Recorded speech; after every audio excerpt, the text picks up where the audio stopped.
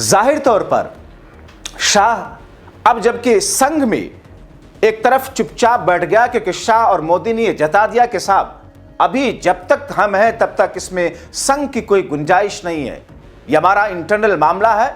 ये भले ही कहा जाता है कि संघ के बिना, मर्जी के बिना बीजेपी में पत्ता नहीं हिलता, लेकिन चूंकि मोदी और शाह मौजूदा वक्त में बीजेपी से और संघ से इतने ऊपर उठ चुके हैं मजबूती के हिसाब से राजनीतिक तौर पर, कि सारा बीजेपी का अंदर खाने का जो बगावती धड़ा है वो और संघ मिल जाए फिर भी कुछ नहीं हो सकता।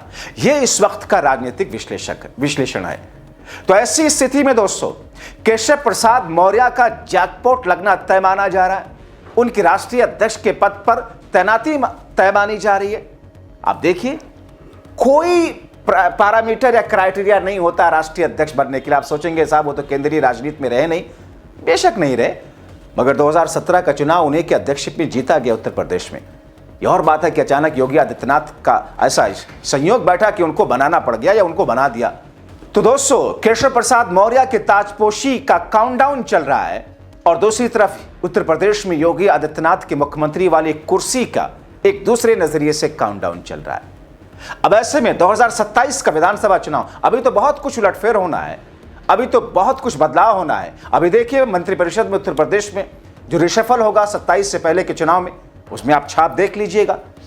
तो ऐसी स्थिति में दोस्तों कहा गया कि 24 में उत्तर प्रदेश से जो सबसे बड़ा झटका बीजेपी को या शाह को लगा था, उसमें दरअसल योगी आदित्यनाथ का वैसा समर्थन नहीं जमीन पर मिला था।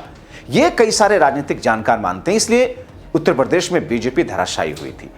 क्या वो एक गलती शाह किसी कीमत पर माफ करने वाले ने? क्योंकि बैसाखियों की जरूरत पहली बार उनके पूरे राजनीतिक करियर में गुजरात से लेकर दिल्ली तक पहली बार शाह को और मोदी को पड़ी है। नायडू और नीतीश अगर ये बैसाखियां कभी जरा सा भी आंख दिखाएं, ये सरकार धड़ाम से नीचे आ जाएगी। और इसके जिम्मेदार उत्तर प्रदेश को, महाराष्ट्र को मानते हैं।